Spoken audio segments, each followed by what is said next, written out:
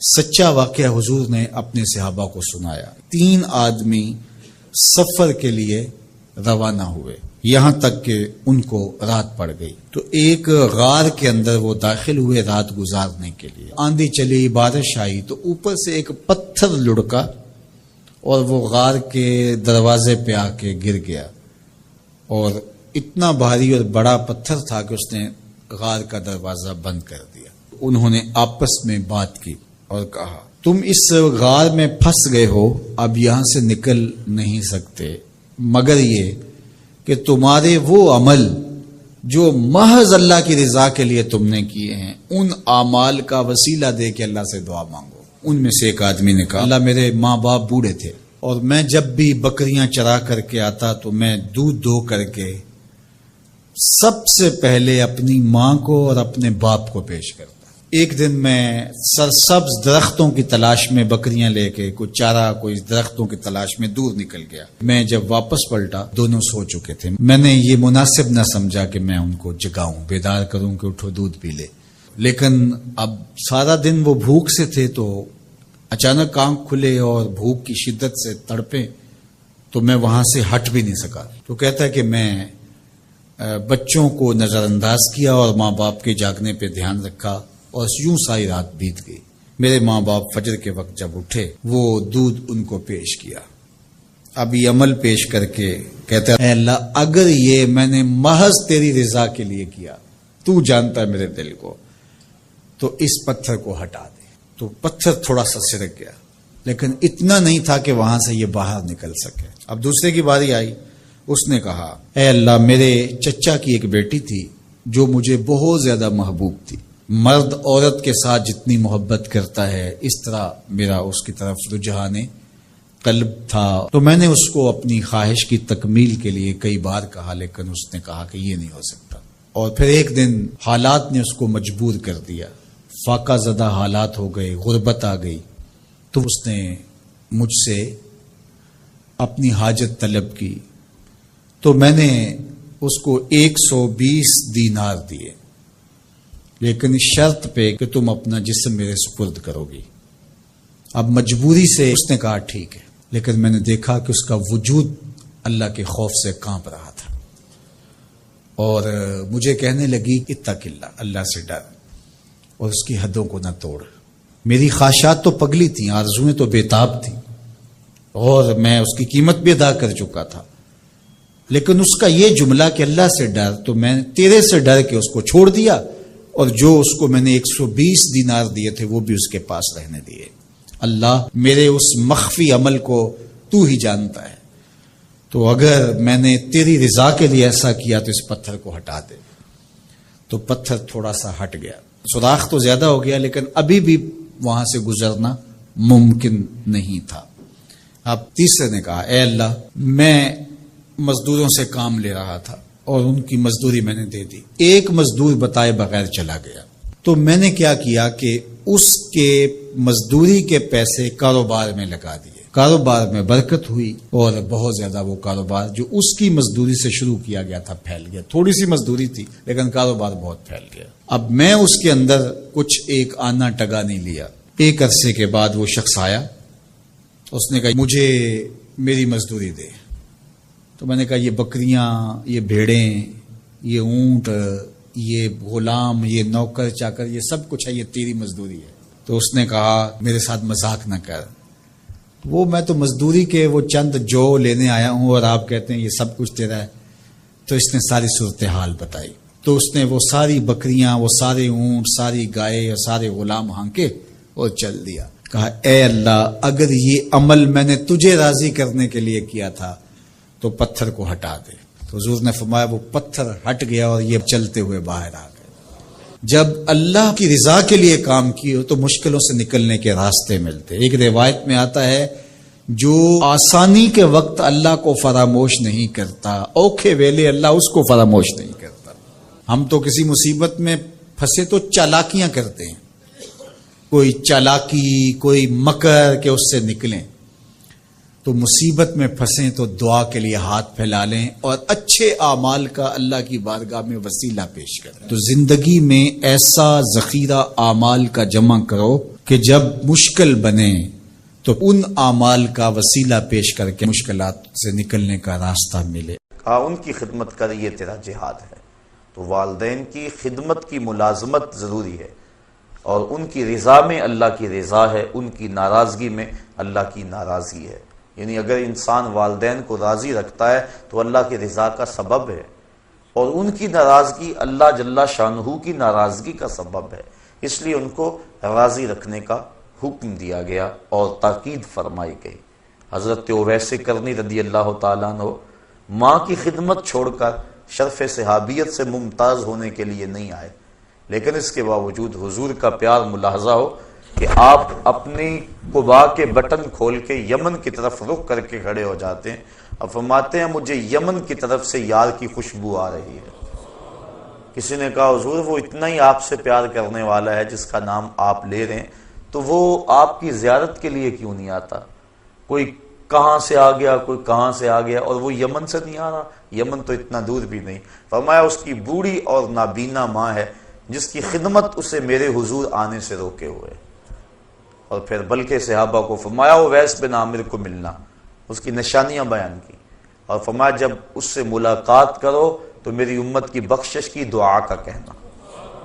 یعنی دوسروں کے لیے اس بات کو عملی طور پہ سامنے رکھا کہ جو ماں کی خدمت کرتا ہے اس کی دعائیں قبول ہوتی. اور پھر جب حضرت عمر فاروق اور حضرت علی المرتضیٰ حاضر ہوئے رضی اللہ تعالیٰ عنہما اور حضور کا سلام بھی پیش کیا تو ویسے کرنی تڑپ اٹھے اور بار بار کہتے تھے بتاؤ حضور کے لبوں پہ میرا نام کیسے آیا تھا، کیسے لب کھلے تھے اور کیسے اویس کا لفظ لبوں پہ آیا تھا. تو کہا اتنا جو تجھے پیار ہے تو پھر حضور کو ملنے کیوں نہیں آیا، حضور کی زیارت کے لیے کیوں نہیں آیا؟ کہا تم نے میرے رسول کی زیارت کی ہے؟ کہا ہاں ہم تو شام سویرے وہاں رہتے تھے. کہا پھر بتاؤ حضور کے جو ابرو تھے یہ جڑے ہوئے تھے یا کھلے ہوئے تھے؟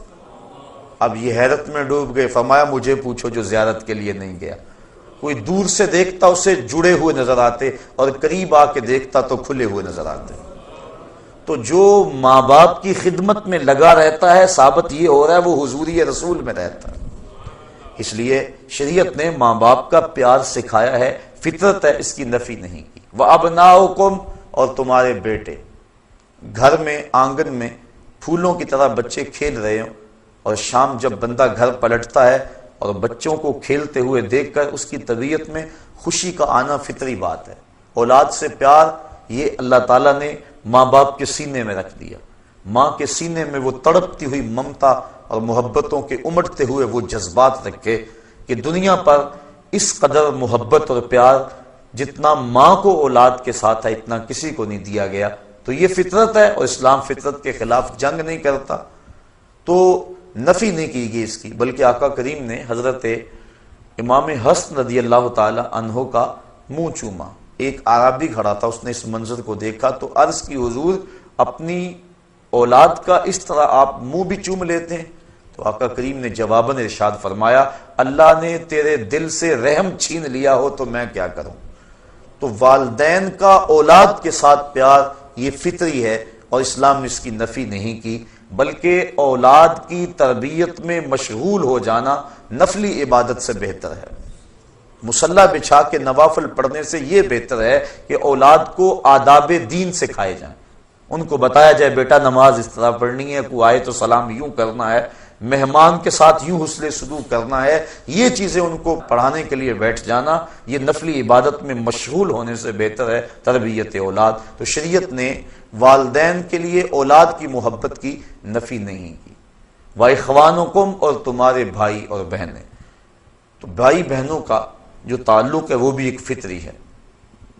ایک چار دیواری اور ایک چھت تلے انہوں نے پرورش پائی ہوتی ہے، ایک ماں کی گود میں کھیلے ہوتے ہیں، ایک باپ کی شفقتیں ان کو میسر رہی ہوتی ہیں، ایک چولہے پہ بیٹھ کے چپاتیاں کھاتے رہے اور آپس میں محبت کا اظہار کرتے رہے ہیں.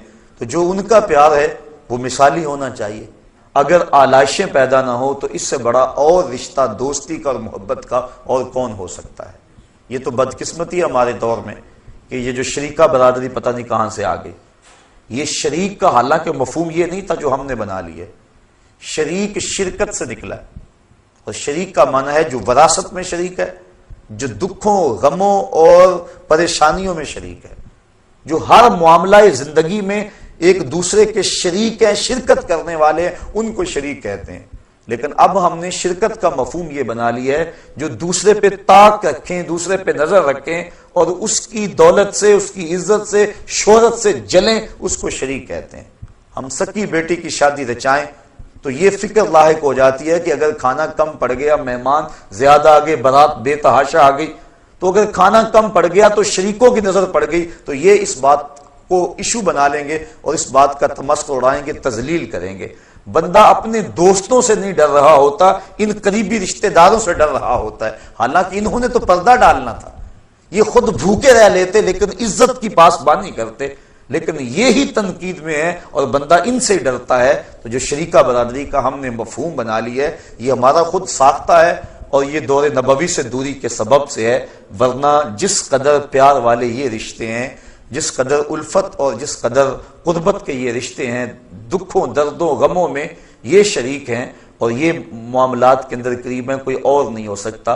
تو یہ ایک پیار ہے اور یہ پیار فطری ہے، اسلام نے اس کی ترغیب دی ہے، اس کی نفی نہیں کی۔ حضور کی خدمت میں ایک شخص حاضر ہوا، اس نے اپنے بھائی کی شکایت کی کہ ہم دونوں بھائی اور اکٹھے ہیں، یہ کمائی نہیں کرتا اور کمائی میں کرتا ہوں۔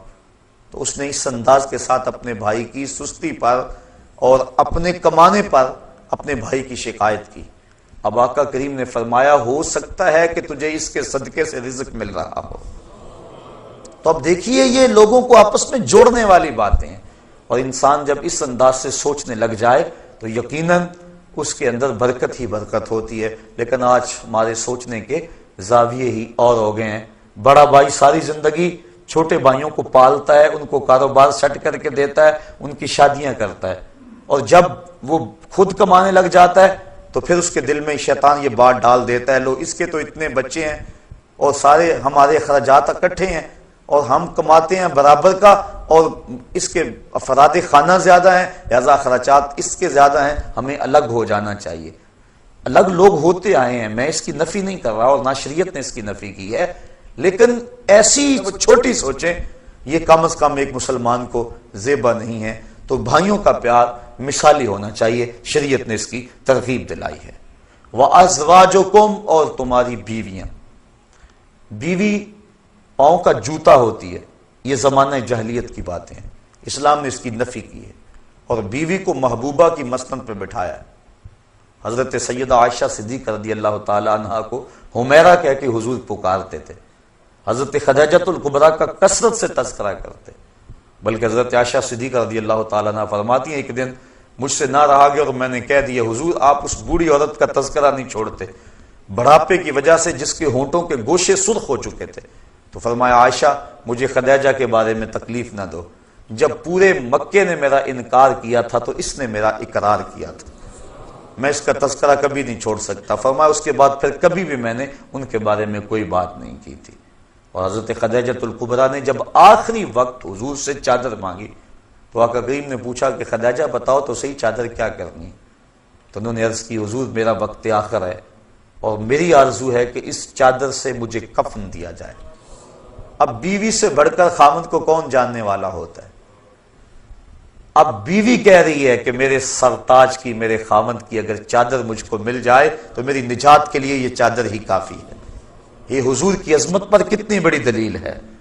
اب حضور علیہ السلام جواباً کیا فرمایا؟ آقا کریم نے فرمایا خدیجہ تو نے تو چادر مانگی ہے، لو اردت جلدی لا آتیتک، اگر تو میری جلد بھی مانگتی میں وہ بھی اتار کے دے دیتا۔ حقوق نسواں کی بات کرنے والے کائنات کے اندر کوئی ایسی مثال تو لائیں کہ آقا کریم نے بیوی کو جس عزت کی مسند پہ بٹھایا اور کہا لو اردت جلدی لا آتیتک، تو یہ حضور کا ہی کمال ہے۔ تو اسلام نے بیوی کو محبوبہ کی مسند پہ بٹھایا، بلکہ نکاح سے قبل ترغیب دی، فانکحوا ما طاب لکم من النساء، عورتوں میں سے جو تم کو بھا جائے اس کے ساتھ نکاح کر لو۔ یعنی ترغیب نکاح میں بھی اس بات کو مد نظر رکھا گیا تاکہ تمہاری محبت کا رشتہ مستحکم رہے۔ تو یہ شریعت نے ترغیب دی، محبوبہ کی مسند پہ بٹھایا، نفی نہیں کی۔ تو یہ کہ پیار ہے، تو اس پیار کو فطری طور پہ جو قلبی تعلق ہوتا ہے، اسلام نے اس کو تقویت دی ہے، نفی نہیں دی، گھروں کو ٹوٹنے سے بچایا ہے۔ فرمایا اگر بیوی کی کوئی بات تمہیں ناگوار گزرے تو کوئی ایسی عادت بھی تو ہوگی جو اچھی ہوگی، تم اس ناگوار کو نہ دیکھو، اس اچھی عادت کو دیکھو۔ تو جب انسان اس طرح سوچنے لگ جائے گا تو پھر گھر ٹوٹنے نہیں پائیں گے بلکہ گھر جڑے رہیں گے۔ تو اسلام نے ان کی محبت کے لیے مختلف ذرائع اختیار کیے تاکہ ان کا آپس میں پیار رہے۔ وَعَشِيرَتُكُمْ، اور تمہارے قبیلے، خاندان، جو برادریاں ہیں، برادریوں کی اسلام نے نفی نہیں کی، بلکہ یہ تعارف اور پہچان کے لیے مختلف برادریاں ہیں، لیکن تفاخر کے لیے نہیں ہے۔ ہمارے دیہاتوں میں یہ جو چودھری کمی کا تصور ہے، اسلام نے اس کی بنیادی طور پہ نفی کی ہے۔ کسی غریب، امیر، گورے، کالے اور دولت کی بنیاد پر جو ہے وہ تقسیم ہم نہیں کر سکتے۔ ان اکرمکم عند اللہ اتقاکم، تم میں سے اللہ کے نزدیک عزت والا وہ ہے جو زیادہ متقی ہے۔ برادریاں تفاخر کا باعث نہیں ہیں بلکہ یہ پہچان کے لیے، عرفان کے لیے۔ شریعت نے مساوات کا درس دیا ہے۔ حضور علیہ السلام نے جب اعلان نبوت کیا اور نبوت کا نور گھر گھر پہنچا تو حضرت اسود، اللہ اکبر، حضور کی خدمت میں حاضر ہوئے۔ یہ اسود کہتے عربی میں کالے کو، سخت کالے رنگ کے تھے، اور کوئی شخص ان کو اپنے پاس بٹھانے کے لیے تیار نہیں تھا۔ ایک غلام دوسرے کالے رنگ کے، انتہائی جو ہے وہ رنگت میں سیاہی، عرب میں سب سے کالے رنگ کے یہ شخص تھے۔ عرض کی حضور اگر میں اسلام لاؤں تو مجھے کیا ملے گا؟ فرمایا جو ابو بکر و عمر کو ملا وہی تمہیں ملے گا، جو حقوق و فرائض ان کے ہوں گے وہی حقوق و فرائض تیرے ہوں گے، اور اگر جس صف میں وہ کھڑے ہوں گے اسی صف میں تو کھڑا ہوگا، اور اگر اتفاق سے تو پہلے آ جائے اور بعد میں آئے تو اگلی صف میں کھڑا ہوگا، وہ پچھلی صف میں کھڑے ہوں گے۔ کوئی اتھارٹی نہیں ہے کسی کے پاس کہ تجھے اگلی صف سے اٹھا کر پچھلی صف میں کر دیں کہ تو کالا ہے، تو غلام ہے، تیری رنگت میں سفیدی نہیں ہے، تو سرخ رنگ کا مالک نہیں ہے۔ یہ اسلام کا دیا ہوا نظام ہے، یہ اسلام کا دیا ہوا مساوات کا درس ہے۔ تو برادریاں، قبیلے، ان سے انسان کا تعلق ہے لیکن تفاخر کے طور پہ نہیں بلکہ پہچان کے لیے ہیں۔ تو ان سے جو انسان کی رغبت ہے، اپنی برادری سے جو انسان کی اپنائیت ہے، اسلام نے اس کی نفی نہیں کی، یہ ایک فطری بات ہے، انسان رجحان رکھتا ہے۔ وَأَمْوَالُ اقْتَرَفْتُمُوهَا، اور تمہاری کمائی کے مال، شریعت نے اس کی بھی نفی نہیں کی کہ تم مال نہ کماؤ۔ یہ بعض شخصیات یا تنظیمات یا مختلف فکر و فلسفہ دینے والے اس بات کی بڑے زور سے نفی کرتے ہیں کہ مال نہیں ہونا چاہیے، جبکہ شریعت اسلامیہ میں اس کی اس انداز سے نفی نہیں ہے۔ کسی ملک کی یا فرد کی یا قوم کی اگر معیشت ہی نہیں ہے تو وہ قوم کس طرح ترقی کی راہیں حاصل کر سکتی ہے؟ آج آپ دیکھتے ہیں کہ چائنا سپر پاور بننے جا رہا ہے، کیا وجہ ہے؟ صرف اس کی معیشت کو استحکام ہے۔ جب کسی قوم کی معیشت درست ہوگی اور مستحکم ہوگی تو وہ قوم آگے بڑھ جائے گی، اور اس دور کا سب سے بڑا بمپ معیشت ہے۔ اگر کسی قوم کی معیشت نہیں ہے، چاہے اس کے پاس ٹیلنٹ جتنا مرضی موجود ہے، جتنے مرضی اس کے پاس صلاحیتیں موجود ہیں، اس قوم کو کبھی بھی رہنما نہیں مانا جاتا۔ تو معاش ہر دور کے اندر عزتوں کا سبب رہا ہے۔ معاش کی وجہ سے کسی کو معزز جاننا، اس کی نفی کی گئی ہے، لیکن ہر دور میں تقریباً رہا یہی ہے کہ جس کے پاس دولت کی کثرت ہوتی ہے اس کی رائے کو معتبر سمجھا جاتا ہے اور وہی قیادت کا اہل سمجھا جاتا ہے۔ تو اس لیے معاش پہ قبضہ ہونا اور معیشت کا مستحکم ہونا یہ ضروری ہے۔ اسلام نے اس کی نفی نہیں کی ہے۔ دنیا بھی بہتر ہو، آخرت بھی بہتر ہو۔ شاید میں نے کسی درس میں عرض بھی کیا تھا کہ ایک شخص حضور کی خدمت میں حاضر ہوا اور اس کی حالت سخت کمزور تھی، جس طرح چوزا کمزور ہوتا ہے اس طرح وہ کمزور تھے۔ حضور نے اس صحابی کو دیکھ کر فرمایا کہ تیری یہ حالت کیا ہوئی؟ تو اس نے عرض کی حضور میں نے اللہ سے ایک دعا مانگی کہ جو دکھ، تکلیفیں، اذیتیں، عذاب آخرت میں میرے مقدر کے ہیں وہ دنیا پہ آ جائیں تاکہ میں دنیا سے فارغ ہو کے آخرت میں صاف ہو کے جاؤں۔ بظاہر بڑی خوبصورت دعا تھی، لیکن حضور نے اس کو اس دعا پر داد نہیں دی۔ فرمایا تو نے یہ کیوں کہا کہ جو دکھ آنے ہیں آخرت میں نہ آئیں اس کے حصے کے دنیا پہ آ جائیں؟ فرمایا تو نے یہ کیوں نہیں کہا ربنا آتنا فی الدنیا حسنۃ وفی الآخرۃ حسنۃ، اے اللہ مجھے دنیا میں بھی بہتریاں دے دے، آخرت میں بھی بہتریاں دے دے۔ تو بندہ مومن دو جہانوں کی بہتریاں مانگتا ہے، یہ نہیں یہاں دب کے رہیں، امریکہ کے تھلے لگ کے رہیں یہی ہمارا مقدور ہے، یہ مسلمان کا مزاج نہیں ہے، بلکہ مسلمان کا مزاج کیا ہے؟ هُوَ ارسل رسولہ بالہدی ودین الحق لیظہرہ علی الدین کلہ، اللہ نے رسول کو حق کے ساتھ مبعوث کیا ہے تاکہ یہ دین تمام دینوں پہ غالب آ جائے۔ غلبہ اسلام یہ ہمارا خواب ہے، اور اس کی تعبیر کے لیے ہم نے حالات کے مطابق ہر ذریعے کو جو شریعت کے کسی ضابطے سے نہ ٹکراتا ہو اسے اختیار کرنا ہوگا۔ لہذا اگر مال کی نفی کی جائے تو زکوٰۃ کہاں ہوگی؟ اگر مال کی نفی کر دی جائے تو حج پر جو استطاعت کی شرط ہے وہ پھر کس کھاتے میں جائے گی؟ اس لیے یہ ذہن دینا قوم کو، یہ سوچ دینی کہ جو ہے وہ مومن کا کیا تعلق مال سے، تجارت سے، کاروبار سے، یہ مسلمانوں کو کمزور کرنے والی بات ہے۔ اور بطور حوالہ میں آپ کے سامنے برطانیہ کی نو آبادیاتی وزارت کا جاسوس مسٹر ہیمفر، جس نے سلطنت عثمانیہ کو توڑنے کے لیے اہم کردار ادا کیا ہے، اس کی یادداشتیں اب مرتب ہو کے چھپ کے آ گئی ہیں، مارکیٹ میں دستیاب ہے۔ سلطنت عثمانیہ کو اس جاسوس نے اس پر محنت کی اور اس کے لیے اس نے بڑا ورک کیا، اور اس حکومت کو توڑنے کے لیے اقبال بھی چیخا تھا، دیکھ مسجد میں شکستے رشتہ تسبیح شیخ، اور بت کدے میں برہمن کی پختہ زناری بھی دیکھ، چاک کر دی ترک نادان خلافت کی قبا، سادگی مسلم کی دیکھ اوروں کی عیاری بھی دیکھ۔ تو وہ جو مسٹر ہیمفر تھا جس نے کام کیا برطانوی نوآبادیاتی وزارت کے جاسوس کے طور پہ یہاں عرب میں، تو اس نے بیان کیا اپنی یادداشتوں کے اندر کہ مجھے 15-16 پوائنٹس پہ کام کرنے کا کہا گیا اور اس پہ میں نے کام کیا۔ ان میں سے 2 چیزیں یہ تھیں کہ مسلمانوں کو یہ ذہن دینا کہ تمہارا کاروبار اور تجارت سے تعلق نہیں ہے، تم اللہ والے لوگ ہو، تسبیح پکڑو اور کسی حجرے میں بیٹھ جاؤ، یہ چیز راسخ کرنی تاکہ قوم کا زیادہ حصہ اس سمت آ جائے اور قوم مفلوج ہو جائے۔ اور دوسرا یہ ذہن دینا کہ تمہارا سیاست سے تعلق نہیں ہے، اور سیاست کو دین سے الگ کر کے پیش کیا جائے تاکہ جو علماء اور مشائخ کا طبقہ ہے، جو قائدین ہیں، اور وہ اس سے دستبردار ہو جائیں اور قوم سیاست سے الگ تھلگ ہو جائے، اور ان لوگوں کے ہاتھ میں سیاست رہے کہ جو مذہبی حمیت اور غیرت نہیں رکھتی، تو نتیجتاً ان سے حکومت چھیننا اور ان کے اوپر جو یلغار ہم کرنا چاہ رہے ہیں وہ ان کے اوپر آسان ہو جائے۔ تو وہ کہتا ہے مجھے ان 16-17 کاموں میں سے 2 کام یہ سونپے گئے تھے، اور اس نے پوری شدت اور پوری محنت کے ساتھ اس پہ کام کیا کہ مسلمانوں کو ذہن دیا جائے کہ تمہارا تجارت سے کیا غرض، کاروبار